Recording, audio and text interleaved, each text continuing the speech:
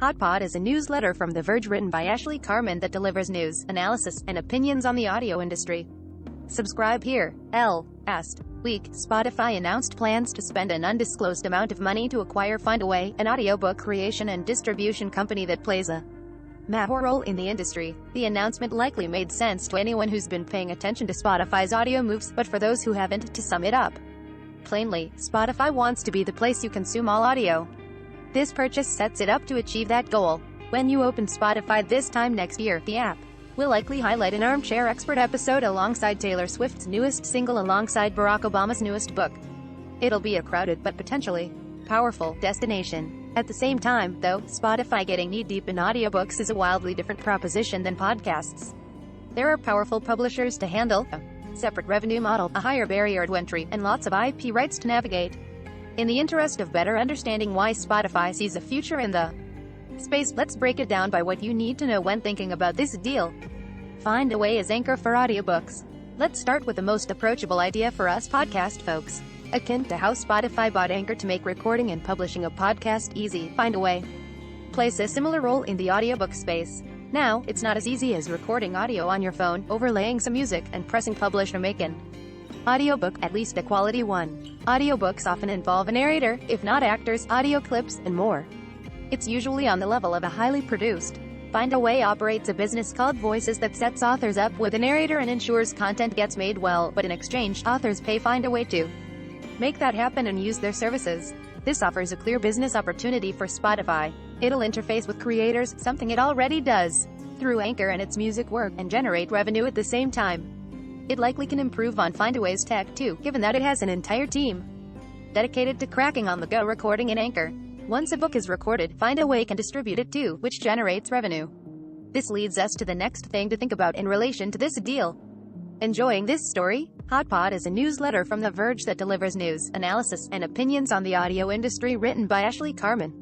The weekly Tuesday issue is free, and you can subscribe to 2 additional Hot Pod Insider newsletters per week for $7 per month or $70 per year. FindaWay turns Spotify into an audiobook distributor.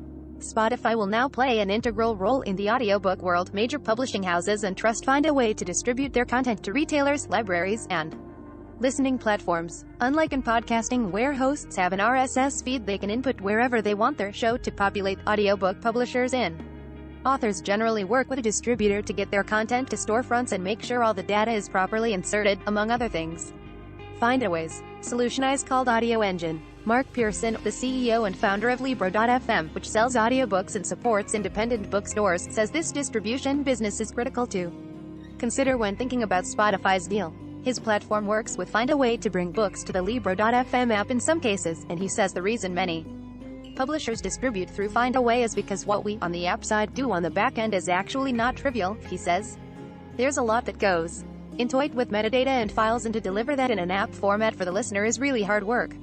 This would be a lot of labor for one organization to handle adequately. One familiar podcasting company is also already working with FindaWay for distribution of its audiobooks, author Malcolm Gladwell's Pushkin Industries CMO Heather Fain tells me the team partners with FindaWay to distribute their audiobooks everywhere other than Audible.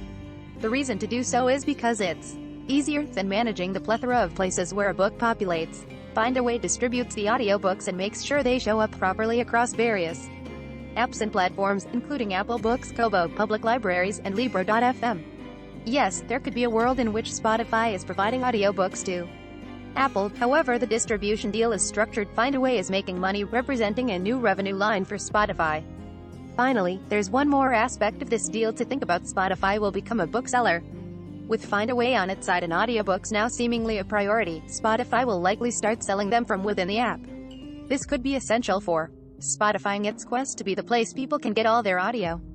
It's a retention strategy. Don't move to Audible for your audiobooks, stay on Spotify, and also might recruit people to the platform if the offering is competitive. If Spotify sells books a la carte, the margins will be much higher compared to podcasts. Even a CPM of $50 in podcasting means a podcaster is only making 5 cents per listener. Charging each listener $15 for access to an audiobook is a more lucrative arrangement. Plus, Spotify gets to double dip on revenue. Anywhere FindaWay is involved, Spotify makes money, as a retailer, as well as through audiobook production and Looking to the future, I imagine Spotify could end up offering different subscription tiers that allow paying subscribers to download an audiobook a month, a la Audible and others. It could also try to launch an unlimited audiobooks plan, like its Swedish competitor Storytel. There's also the possibility of Spotify making an exclusives play where it signs deals with publishers and authors to bring books to its platform, a classic Audible move, but one that would make extra sense given Spotify's penchant for exclusive podcasts. If Spotify can become a main place people buy and listen to audiobooks, in addition to all other audio, it also might be able to strong-arm publishers into putting more books on its platform at more favorable prices.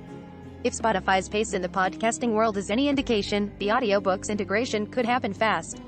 It only took Spotify 2 or so years to start, claiming that it's the top podcasting app. Can it do the same for audiobooks?